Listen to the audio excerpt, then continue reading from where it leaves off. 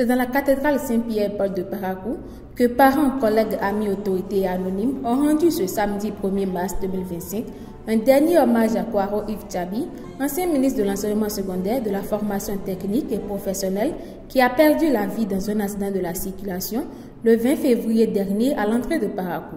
La douleur était palpable sur les visages, mais l'espoir demeure qu'il repose en paix au regard des nombreux témoignages poignants, saluant unanimement son humilité, son dévouement et sa générosité.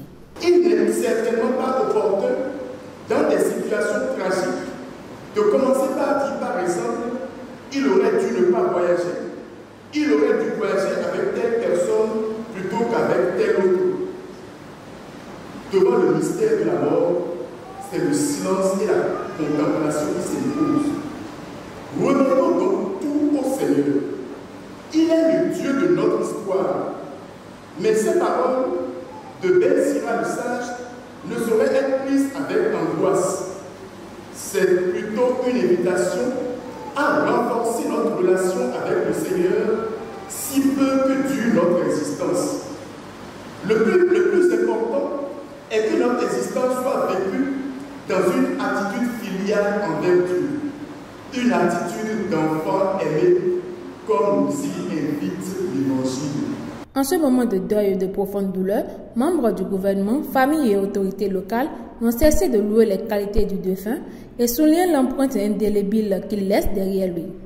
Mesdames et messieurs, appelé à servir la nation le 25 mai 2021 au poste de ministre des enseignements secondaires, techniques et de la formation professionnelle, Yves Kwaro Tchabi a assumé ses hautes charges avec un état d'esprit pacifiste, positif et optimiste.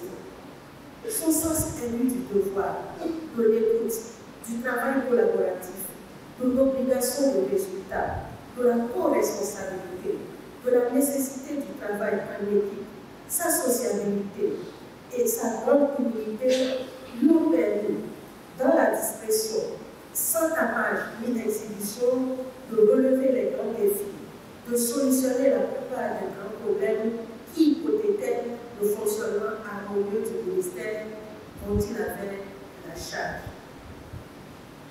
Homme affable, modéré, pondéré, aux antipodes des excès, des démesures comportementales, calme, avenant et empathique, serviable, il a su, par ses qualités morales et sociales, mobiliser tous les acteurs et usagers du ministère autour de leur commune mission. Le ministre Kwaro Yves Tchabi s'est engagé en politique sur les traces de son grand-père.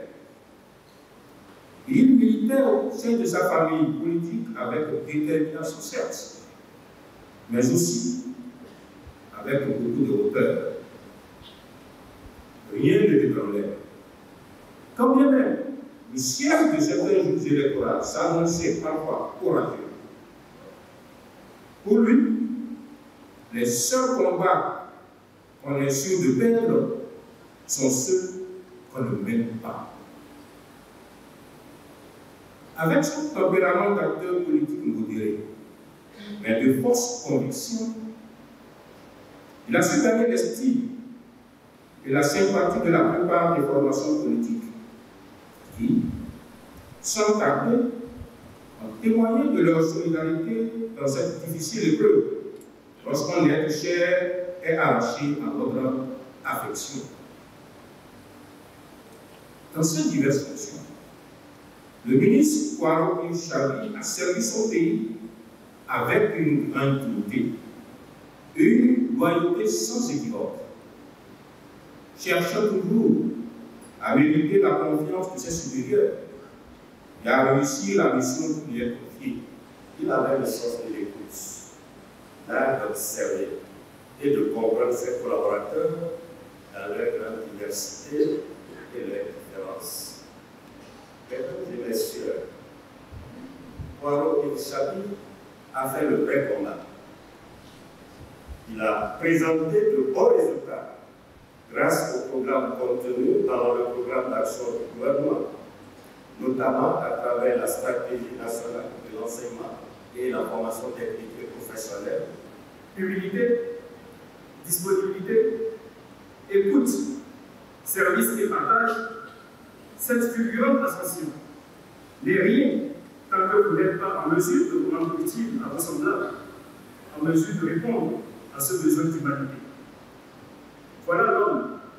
Et c'est pourquoi ce qui devrait nous importer aujourd'hui, pour rester fidèle à sa vision, à leur bilan de vie, ce ne sont point ces nombreux parchemins obtenus au Bénin, au Canada, au Danemark et aux États-Unis, ni les titres reçus, mais cet héritage qui laisse à la postérité ces valeurs que je viens de citer. Élevé à titre posthume au rang de grand officier de l'ordre national, Kwaro Yves Tchabi a reçu les hommages mérités de la nation.